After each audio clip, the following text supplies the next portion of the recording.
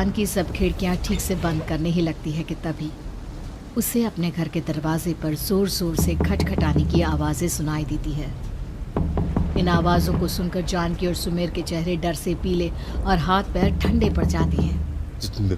जानकी, जानकी, इतनी रात कौन होगा?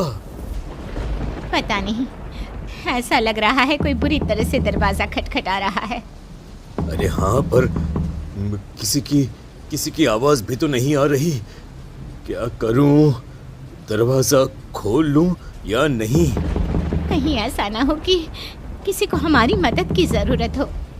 लड़खड़ाते कदमों से सुमेर दरवाजे के करीब जाता है और अपने कान को दरवाजे पर रख धीरे से आवाज देते हुए पूछता है, कौन है?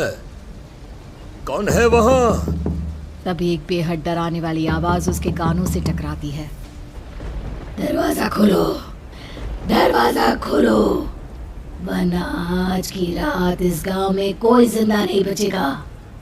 मैं जानती हूँ तुम्हारा बेटा 18 साल का होने वाला है। अगर उसकी जान की जरा भी परवाह है तो दरवाजा खोल दो। इस आवाज को सुनते ही सुमेर घबरा कर पीछे हट जाता है और जानकी को पूरी बात बताता है। कहीं वो डायन हमारे घर तक तो नहीं पहुंच गई? अब हम क्या करेंगे?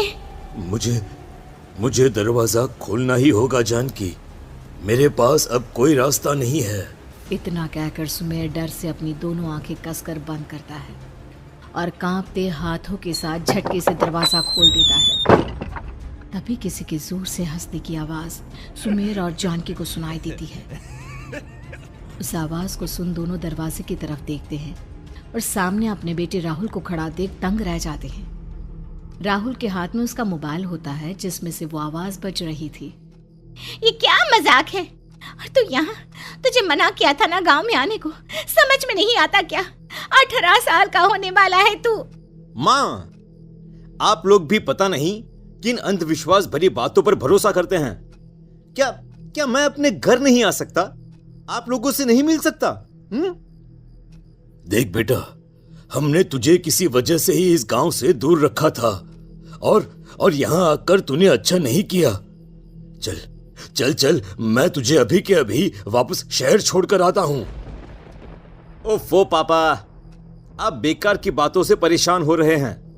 बाहर इतना तेज अंधड़ तूफान चल रहा है, कहीं जाने की जरूरत नहीं है। मैं बस आप लोगों से मिलने आया हूं, कुछ दिन रहकर चला जाऊंगा।